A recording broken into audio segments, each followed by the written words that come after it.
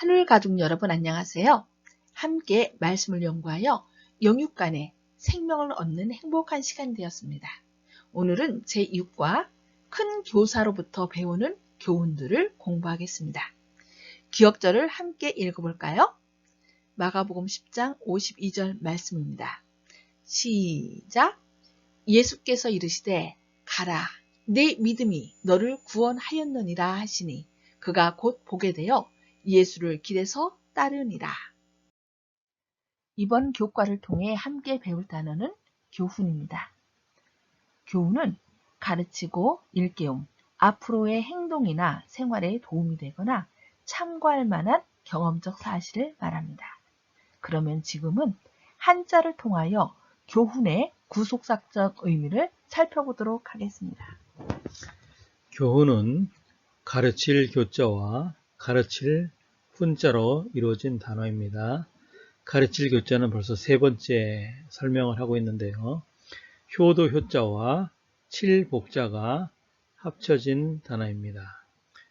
효도 효자는 우리의 근본인 부모에 대한 하나님에 대한 효를 가르치는 것이고요. 그 다음에 칠복자는 세상에서 필요한 학문과 지식을 가르치는 것입니다. 그런데 효도 효자가 그럴 문자보다 앞에 놓여 있기 때문에 사람됨이 지식보다 우선함을 말하고 있습니다. 또 가르친다는 단어에 가르칠 훈자는 말씀 언자와 내천자가 합쳐진 단어인데요. 말씀 언자는 점주자, 석삼자, 입구자가 합쳐져서 만들어졌습니다. 그래서 삼위 하나님, 성부와 성자, 성령의 입에서 나온 것, 하나님의 축복의 말씀을 말씀언이라고 하고 있습니다. 일반적으로도 우리가 말할 때 내가 하는 말이 참인가? 또 왜 이 말을 해야 하는가? 꼭 이 말을 해야 하는가? 세 번 생각하고 말하라는 의미도 가지고 있습니다. 그래서 가르칠 훈자는 말씀언과 내천자가 합쳐졌는데요. 말로 다른 사람에게 알려주어 그것을 따르게 한다는 의미가 있고요. 성서적으로는 인간의 구원을 위한 하나님의 말씀과 약속이 강같이 순리대로 흘러내려가도록 가르치는 것을 의미합니다. 네, 그런 의미가 있었군요. 감사합니다. 우리는 저마다 자신을 부끄러워했던 경험이 있습니다. 자신도 생각하기 싫은 행동을 했기에 다른 사람이 할까봐 움찔합니다. 아마도 우리 모두가 겪어본 일일 것입니다. 먹지 말라는 선악과를 따먹은 아담과 여자, 형처럼 위장하여 아버지를 속이고 형의 분노로부터 도주한 야곱, 간음의 현장에서 붙잡힌 여인. 크신 선생님은 이렇게 실수한 학생들이 도착할 때까지 교실에서 기다리지 않으시고 조마조마하며 숨어있는 그곳에 직접 찾아가셔서 그곳에서 학생들을 가르치셨습니다. 예수님은 죄의 바이러스로 인해 에덴 교실이 문을 닫은 이래 학생들에게 영생의 아름다운 교훈을 가르치기 위해 학생들을 찾고 계십니다. 이번 주에 우리는 크신 교사께서 우리의 여러 문제를 어떻게 해결하시는지 배우려고 합니다.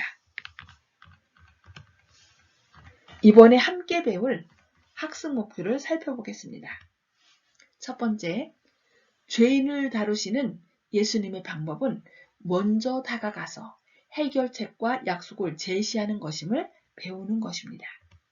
두 번째, 숨고 도망하며 때로 말대답하는 우리를 받아주시는 좋은 스승이신 예수님께 감사해야 하는 것입니다. 세 번째, 단순한 지식 너머의 영적인 이해력을 갖기 위해서 매일 기도와 말씀으로 주님께 나아가는 것입니다. 반항적인 학생과의 만남. 여호와 하나님이 아담을 부르시며 그에게 이르시되 네가 어디 있느냐? 내가 동산에서 하나님의 소리를 듣고 내가 벗었으므로 두려워하여 숨었나이다. 창세기 3장 9절 10절 말씀. 그 비극적인 날까지 아담과 하와는 그분의 교훈을 배우기 위해 매일 스승을 만나고 있었습니다. 그러나 그들은 하나님의 말씀 대신 뱀으로 가장한 사탄의 말을 듣고 반란을 일으켰습니다. 그들은 하나님을 불신했고 스스로 우월한 지식을 얻고 싶었습니다.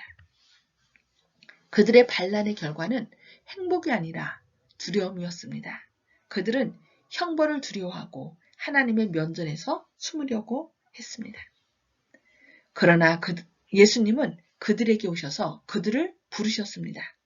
형벌이 다가오고 있었지만 몸값이 지불될 것이기 때문에 또 다른 기회가 제공되었습니다. 하나님은 아담과 하와에게 그러셨던 것처럼 죄를 짓고 두려워 숨은 우리에게 찾아오셔서 우리가 어디에 있는지 물으시고 구원의 길을 제시하십니다. 그리스도께서는 타락과 고난 가운데 있는 인류를 보실 때 절망과 멸망밖에 볼 수 없는 그곳에서 오히려 희망의 여지를 찾아내셨다. 그분께서는 구하는 마음이 있는 곳에는 어디나 향상될 기회가 있음을 인정하셨다. 시험을 받아 패배하고 기가 꺾여 자포자기한 영혼들을 예수님께서는 견책하는 대신에 축복으로 맞이하셨다고 교육 79쪽에서는 말씀합니다. 바울이 로마서 5장에서 설명했듯이 신성한 스승이신 예수님은 반역이 학생들에게 얘기한 결점을 바로잡고 고치십니다. 첫째 아담과 둘째 아담인 예수 그리스도의 비교표입니다. 아담의 범죄함으로 인하여 많은 사람들이 죽음을 당하게 되었고 예수 그리스도의 순종으로 말미암아 은혜가 넘치게 되었습니다. 아담의 범죄함으로 정죄에 이르고 예수 그리스도의 순종으로 인하여 칭의를 얻게 되었습니다. 아담의 범죄로 죽음이 다스리게 됐고 예수 그리스도의 순종함으로 생명이 다스리게 되었습니다. 아담의 범죄로 인하여 비난이 오게 되었고 예수 그리스도의 순종함으로 삶의 칭의가 오게 되었습니다. 아담의 범죄로 인하여 많은 사람이 죄인이 되었고 예수 그리스도의 순종으로 말미암아 많은 사람이 의롭게 된 것을 볼 수 있습니다. 낙심한 학생을 만나심. 야곱은 잠이 깨어 가로되 여호와께서 과연 여기 계시거늘 내가 알지 못하였도다. 창세기 28장 16절 말씀. 야곱은 아버지와 형을 속이는 끔찍한 잘못을 일으키고 도망하는 길이라 그는 낙담하고 외로웠으며 그의 미래는 불확실했습니다. 그러나 그는 꿈을 통해 그리스도를 상징하는 사다리를 보고 하나님의 약속을 받았으며 하나님께서 그에게 오셔서 그가 방랑 생활을 하는 기간 동안 굳건히 서도록 격려하셨습니다. 엘렌 지 화이트는 야곱이 이상 가운데서 본 하늘과 땅 그리고 유한한 인간과 무한하신 하나님을 연결시킨 그리스도를 표상하는 사다리를 바울이 어떻게 바라보았는지 말했습니다. 그의 지지자시요 위로자시요 인류를 위하여 생명을 버리신 분을 선지자들과 믿음의 조상들이 어떻게 의지하였는지를 회상할 때에 그의 신앙은 굳어졌다고 사도행적 512쪽에서 말씀합니다. 당신은 자신의 죄 때문에 낙담한 적이 몇 번 있었습니까? 하나님은 죄를 짓고 도망하며 숨는 우리를 추격하시는 것이 아니라 조심스럽게 다가오셔서 책망과 벌이 아닌 용서와 소망을 제시하십니다. 하나님은 야곱과 함께 당신에게 오십니다. 그는 당신이 용서받았다는 것을 보증하고 당신을 강화시키며 당신이 그분과 손을 잡고 걸으라고 격려하십니다. 랍비 예수. 말씀이 육신이 되어 우리 가운데 거하심에 우리가 그의 영광을 보니 아버지의 독생자의 영광이요 은혜와 진리가 충만하더라. 요한복음 1장 14절 말씀. 창조주이자 신성한 스승은 잃어버린 자, 즉 우리 모두를 구하기 위해 오셨습니다. 그는 그렇게 하기 위해 우리 중 한 사람이 되었습니다. 요한은 선지자로서 공생애를 시작하실 때 예수님을 하나님의 어린 양과 하나님의 아들로 인정했습니다. 그 말씀을 들은 요한의 두 제자가 예수님을 따르기 시작했습니다. 그들은 그를 교사로 받아들였기 때문에 그를 랍비라고 불렀습니다. 다른 말로 하나님은 인간의 모습으로 인류에게 오셔서 교사의 역할을 했습니다. 그래서 엘렌 G. 화이트도 예수님을 일컬어 이전에 세상이 보지 못한 가장 위대한 교사라고 했습니다.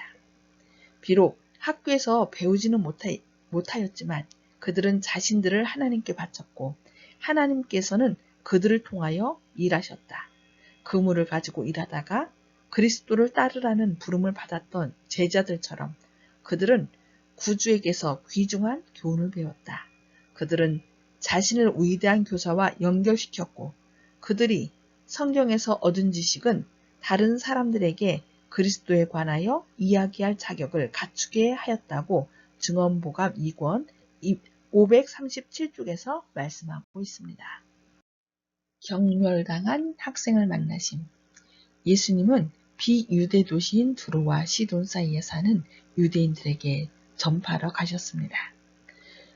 그곳에서 큰 교사이신 예수님은 딸을 고쳐달라는 가나안 여인의 요청을 듣게 되는데 제자들은 그녀를 경멸하였고 예수님께서도 자녀의 떡을 취하여 개들에게 던짐이 마땅하지 아니하니라고 하시며 그녀의 요청을 묵살하셨습니다.